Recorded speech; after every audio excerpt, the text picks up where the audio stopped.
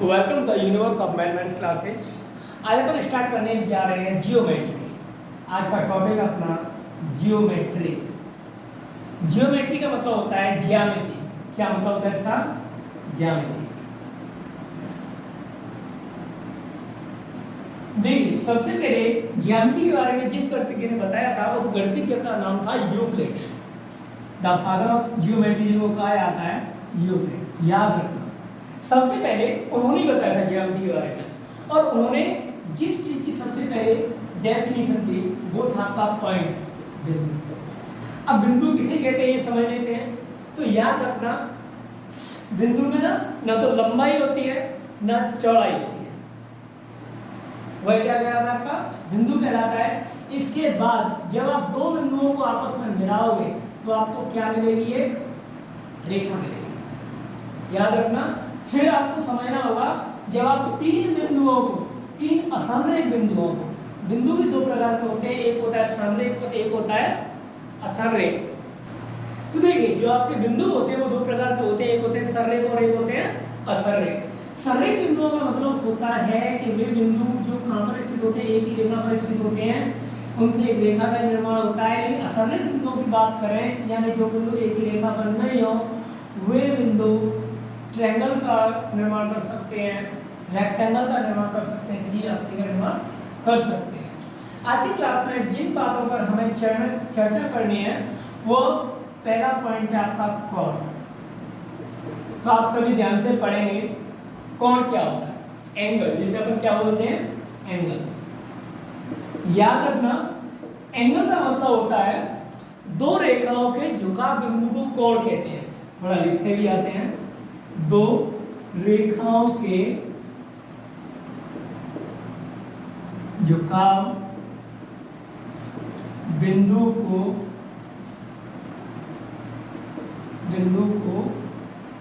कोण कहते हैं। कोण कहते हैं। यदि आप इंग्लिश मीडियम से हैं तो आपको एंगल के बारे में पता होना चाहिए। Inclination between two lines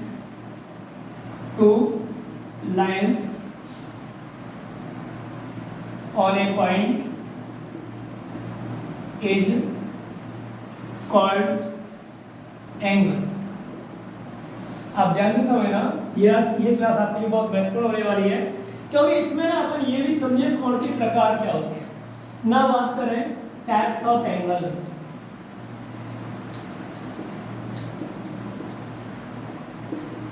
types of angles की बात करें तो कोणों के प्रकार।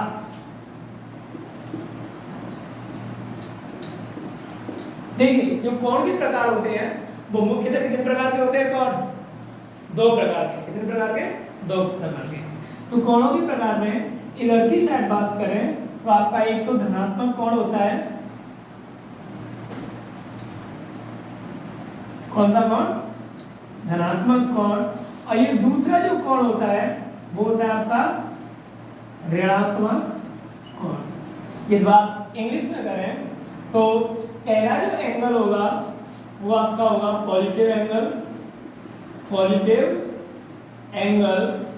और दूसरे कोण की बात करें तो ये होगा आपका नेगेटिव एंगल। तो ये वाली बात आप सब नोट कर लीजिए। इसके बाद नेक्स्ट टॉपिक पर बात करेंगे वो आपका पॉजिटिव एंगल। तो यहां तक नोट कीजिए। देखिए, अब हम बात करेंगे टाइप्स ऑफ एंगल्स में। जैसे हमने दो टाइप पढ़े थे, एक आपका पॉजिटिव एंगल था, एक नेगेटिव एंगल था।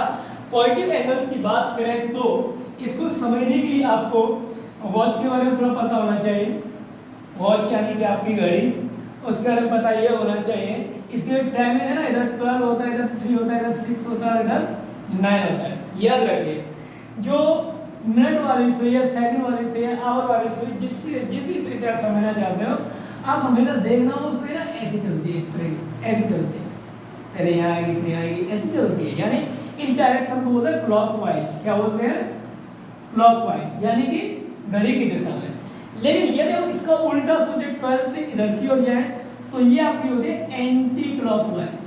क्या होती है? Anti clockwise. अब घड़ी का और ये पॉजिटिव एंगल का क्या कनेक्शन है? ये कनेक्शन ऐसे नहीं बना, इसे समझने के लिए हम एक काम करते हैं, एक कार्टेशियन तल बनाते हैं। कार्टेशियन प्लान, ये x है आपका, ये x डैश और ये y और ये y डैश है। अब देखना ये एंटी क्लॉकवाइज है और हम एंगल इधर से बना रहे हैं, इधर से। जब हमने एंगल आपने देखा ना, इस इनिशियल पॉइंट से यहाँ तक गए तो ये एंगल पॉजिटिव बना, और पॉजिटिव के साथ साथ यदि आपने कार्टेशियन पर पढ़ा है तो यहाँ से यहाँ तक 90 डिग्री बनता है। इसके अलावा यहाँ से यहाँ तक 180 डिग्री बनता है। और याद रखना ये किसका है? प्लस का। ये भी किसका है? प्लस का। यहाँ से यहाँ तक 270 और यहाँ से यहाँ तक 360। आप इस बात को याद रखेंगे। और सुनिए, यदि इतना सब आपको पता है तो हमने एक चीज नोटिस की, जब कोण घड़ी की विपरीत दिशा बने, घड़ी की विपरीत दिशा, घड़ी की विपरीत दिशा का मतलब होता है एंटी क्लॉकवाइज। तो अपने आप में क्या कहलाएगा? धनात्मक कोण, धनात्मक कोण कहलाता है। इसे आप समझ लीजिए। इसके बाद बात करें धनात्मक कोण में बहुत सी ऐसी चीजें जो हमें समझने की जरूरत है। धनात्मक कोण आपका कई प्रकार का होता है। पहले एक बात करें तो जो पहला टाइप होगा वो आपका न्यून कोण, नंबर 1 न्यून कोण, नंबर 2 अधिक कोण, अधिक कोण, नंबर 3 समकोण, नंबर 4 सरल कोण और नंबर 5 पूर्ण कोण। नंबर 5 पूर्ण कोण से पहले एक और कोण है, इसका लिख दो ऋजु कोण। और नंबर 6 पूर्ण कोण। याद रखना ये जो जितने भी कोण यहाँ पर हमने मेंशन किए हैं ना, जितने भी मेंशन किए हैं वो सब किसके भाग हैं? धनात्मक कोण के भाग हैं। तो आपको न्यून कोण, अधिक कोण, सरल कोण, ऋजु कोण और पूर्ण कोण सब के बारे में जानकारी होनी चाहिए। अब इसे समझने के लिए एक काम करें। पहली बात, ये वाली बात आपको समझ में आ गई होगी, क्योंकि घड़ी देखो हमेशा इस तरीके से नीचे की ओर ऐसे मूवमेंट करती है, लेकिन हमारे जो एंगल्स है ना वो एंटी क्लॉकवाइज, घड़ी ऐसे चलती है, एंगल पॉजिटिव इस तरह एंटी क्लॉकवाइज पोजीशन में बनता है। तो आई होप आपको ये समझ में आ गया होगा। कार्टेशियन तल को अपन साफ करते हैं। इसके बाद जिस पर हमें चर्चा करनी है वो है आपके एंगल्स। तो बात करें फर्स्ट की, तो फर्स्ट है आपका न्यून कोण। क्या है? न्यून कोण। न्यून कोण को बोलते हैं एक्यूट एंगल, एक्यूट एंगल। याद रखना जैसे ये आपकी प्रारंभिक रेखा है और ये आपकी अंतिम रेखा है, यानी कि ये आपकी इनिशियल लाइन है, ये टर्मिनेशन लाइन है, प्रारंभिक रेखा और अंतिम रेखा। अब यदि आप ध्यान से नोटिस करोगे ना तो इन दोनों रेखाओं के मध्य क्या आ रहा है? झुकाव आ रहा है, झुकाव आ रहा है। तो जब ये झुकाव है ना, ये वाला झुकाव, यही झुकाव क्या है साहब? कोण है। और ये वाला कोण याद रखना, यदि हम बात न्यून कोण की कर रहे हैं तो यहाँ पर लेट सपोज करो थीटा एक कोण है तो 90 डिग्री से छोटा और 0 डिग्री से बड़ा, यानी कि एक ऐसा कोण, अब डेफिनेशन नोट कर लेना जो भी स्टूडेंट्स वीडियो को देख रहे हैं, एक ऐसा कोण जिसका मान 0 डिग्री से बड़ा और 90 डिग्री से छोटा होता है न्यून कोण कहलाता है। साथ ही साथ आप इसका इमेज भी बना लेना। तो ये अपना न्यून कोण हुआ। इसके बाद दूसरा जब नंबरिंग में अधिक कोण हमने दूसरे नंबर पर रखा है, लेकिन इससे जस्ट पहले बनता है समकोण। तो दूसरे नंबर पर हम यहाँ बनाएंगे समकोण। समकोण का एक्चुअल मतलब होता है 90 डिग्री का एंगल, यानी कि यदि ये एक रेखा है ऐसे और एक सीधी रेखा इसको ऐसे यहाँ पर काटे तो यहाँ पर ये जो कोण बनेगा ना, यानी कि एंगल AOB कितना ये 90 डिग्री। आप ऐसे भी समझ सकते हो थीटा इक्वल टू 90 डिग्री। तो समकोण की जो भी आप डेफिनेशन लिखना चाहते हो तो उसके अंदर आप ये लिखिए एक ऐसा कोण जिसका मान सदैव 90 डिग्री होता हो वह कोण क्या कहलाता है, समकोण कहलाता है। नेक्स्ट की बात करें, अगला है अधिक कोण, नंबर 3। नंबर 3 में बात करें अधिक कोण। ओके, अधिक कोण की बात करें तो अब तक क्या था, ये लाइंस दोनों ऐसे थी, फिर एकदम एक दूसरे में परपेंडिकुलर हो गई। अब क्या इस 90 डिग्री को अपन ऐसे खींचते हैं हल्का सा, तो ऐसी सिचुएशन मिलेगी इस तरीके से, यानी कि अब ये 90 से भी ज्यादा हो गया यहाँ पर, तो यहाँ पर जो थीटा बनेगा ना वो हमेशा 180 से लेस देन रहेगा एंड 90 से क्या रहेगा, ग्रेटर है। तो आप डेफिनेशन ऐसे लिख सकते हो अधिक कोण की कि एक ऐसा कोण जिसका मान 90 डिग्री से बड़ा वो 180 डिग्री से छोटा हो तो ऐसे कोण को हम क्या कहते हैं, अधिक कोण कहते हैं। आई होप आपको ये समझ में आया होगा। नेक्स्ट आपका फोर्थ है सरल कोण, स्ट्रेट एंगल, सरल कोण। सरल कोण, आपका ये सरल कोण है ना, ये सच में ही सरल है, क्यों, ये सरल रेखा होता है। वो कहते हैं ऐसी स्ट्रेट लाइन बना दी, इसका ये ओ पॉइंट सफल कर दिया और यहाँ पर ये ए बिंदु है, ये बी है, तो ये ए ओ बी यानी कि एंगल ए ओ बी कितने डिग्री का बना है, 180 डिग्री का। तो सरल कोण हमेशा ये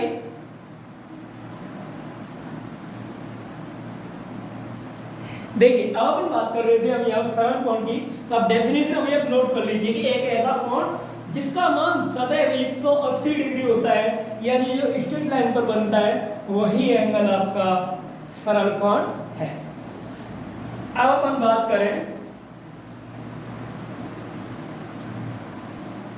देखिए अब तक हमने यही जान लिया कि एक सरल कोण होता है वो 180 डिग्री का होता है, यानी कि आपका पहले न्यून कोण हो गया, उसके बाद समकोण हो गया, उसके बाद अधिक कोण हो गया, देन सरल कोण हो गया। अब अपन बात करेंगे ऋज कोण की। तो ऋज कोण को समझने के लिए आपको कुछ नहीं करना है, यहाँ पर क्या करना है, देखो जैसे 1 2 3 4 यहाँ पर आपके कितने पॉइंट हो गए, ये हो गया आपके 4 पॉइंट्स हो गए। फिफ्थ पॉइंट की बात करें तो यहाँ पर ना ये बनेगा आपका ऋज कोण, ऋज कोण। तो ऋज कोण की डेफिनेशन करने के लिए आपको करना क्या है, एक ऐसा कोण जो 180 डिग्री से तो बड़ा हो, 180 डिग्री से क्या हो, बड़ा हो, और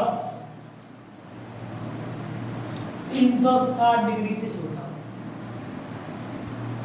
360 डिग्री से छोटा हो। तो ये यहाँ पर अपन ऐसे बनाएंगे, इसे आप ऐसे समझ लो थीटा इज बिटवीन 360 एंड 180 तक। अब लास्ट में जो आपका 6 पॉइंट है उसे समझ लो कोण कोण। कोण कोण की बात करें तो इसमें आपको नोटिस करना होगा ये हमेशा 360 होता है। 360 यानी कि इस प्रकार से जो एंगल बनेगा वो क्या कहलाता है, 360। Just note it. देखिए अब हम बात करेंगे, पहले हमने पॉजिटिव एंगल्स की टाइप सीख लिए, इसके बाद हम बात करेंगे नेगेटिव एंगल्स की। नेगेटिव एंगल्स में बात करें तो जनरली ऐसा इसकी टाइप्स नहीं किए हैं, बस आपको नेगेटिव एंगल्स के बारे में पता होना चाहिए। ये आपका एक्स, ये एक्स, ये वाई और ये वाई डैश। इसको समझने आपको करना क्या है, यहाँ नोटिस कीजिए कि जैसे ये घड़ी की दिशा में जो एंगल बनते हैं वो एक्चुअल में यहाँ जैसे माइनस का 90 डिग्री, माइनस का 180 डिग्री, माइनस का 270 डिग्री, माइनस का 360 डिग्री, यानी जब आप घड़ी की विपरीत दिशा में चलोगे ना तो जो एंगल्स बनेंगे वो नेगेटिव एंगल्स बनेंगे। अब हमारा जैसे कि इंट्रोडक्शन चल रहा है ये टेंथ ज्योमेट्री का, तो इसमें ये बेसिकली क्लास 10th के लिए 9th के लिए है। तो अब जो हमारा न्यू टॉपिक है उसको अपन ऐसे समझते हैं कि ट्रायंगल्स। देखिए बात करें आपके ट्रायंगल्स की, ये आपका एक ट्रायंगल है, ट्रायंगल ए बी सी।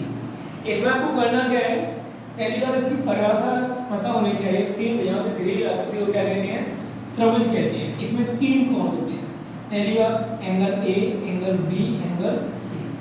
याद रखना ये यदि यहाँ पर इनको शो करें तो ये एंगल है और ये ए बी सी, इनको हम शीर्ष कहते हैं। क्या कहते हैं, शीर्ष कहते हैं।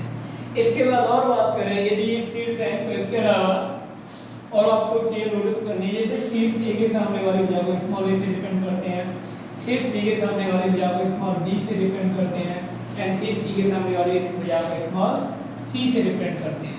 यदि आपसे कोई पूछता है ए बी भुजा की लंबाई क्या है, ए बी भुजा की लंबाई, ए बी भुजा की लंबाई, तो ए बी भुजा की लंबाई है, तो यहाँ से यहाँ तक जो लंबाई है वो कितनी है, सी। इसके बाद बी सी भुजा की लंबाई क्या है, बी सी भुजा की लंबाई क्या है, तो बी सी आपके एक्चुअल में क्या है, ए। उसी प्रकार से ए सी भुजा की लंबाई,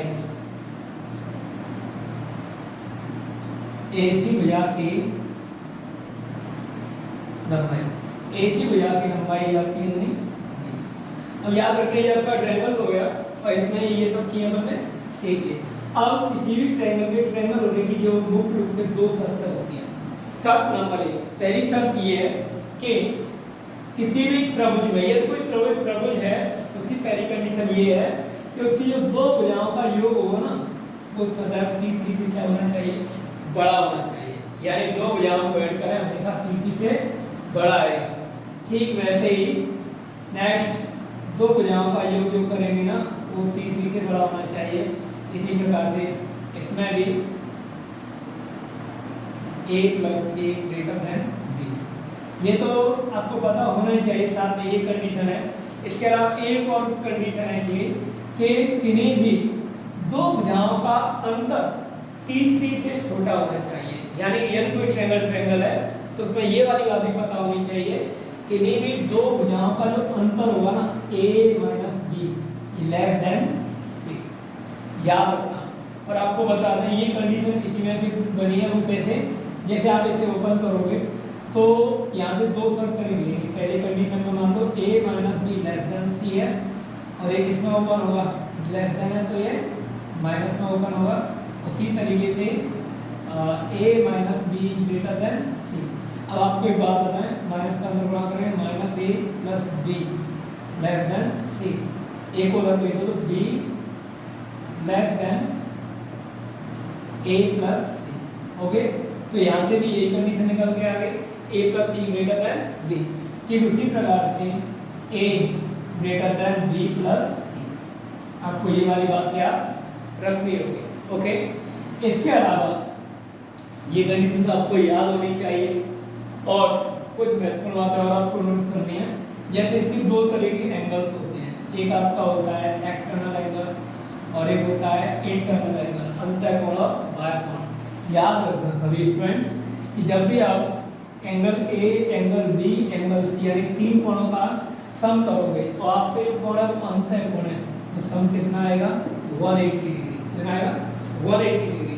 लेकिन वही अगर हम बात करें इन एक्सटर्नल एंगल्स की तो इसमें हमेशा याद रखना जो एक्सटर्नल एंगल्स होते हैं उनका sum angle A + angle B + angle C कितना होगा, ये आपका हो जाएगा 360।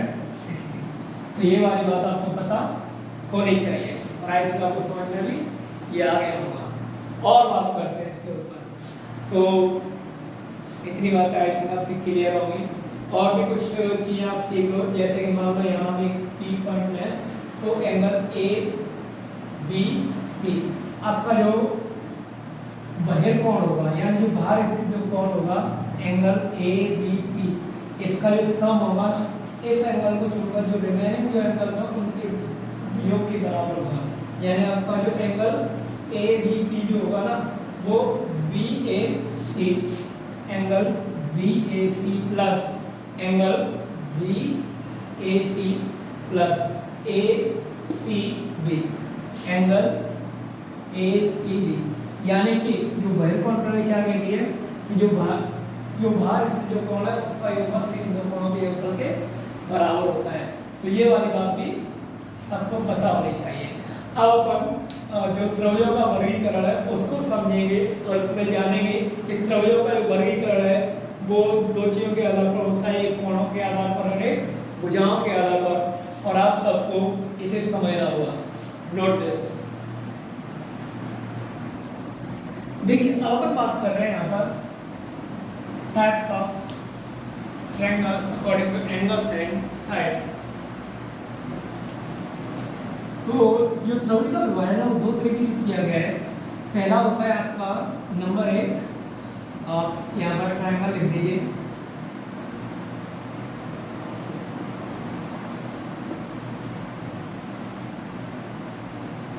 ट्रायंगल की बात करें तो 2 टाइप्स के होते हैं। कितने टाइप्स के होते हैं? 2। पहले भुजाओं के आधार पर इसका वर्गीकरण किया गया है।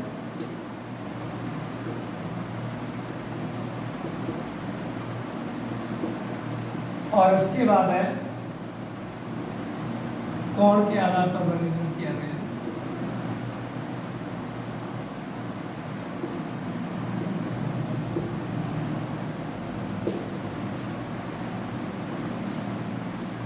देखिए, भुजाओं की बात करें तो सबसे पहले आता है समबाहु। समबाहु त्रिभुज। दूसरा आता है समद्विबाहु त्रिभुज।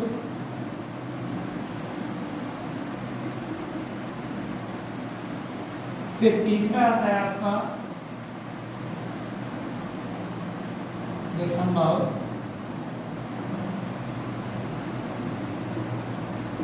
त्रिभुज। कोणों के आधार पर नंबर 1 न्यून कोण त्रिभुज,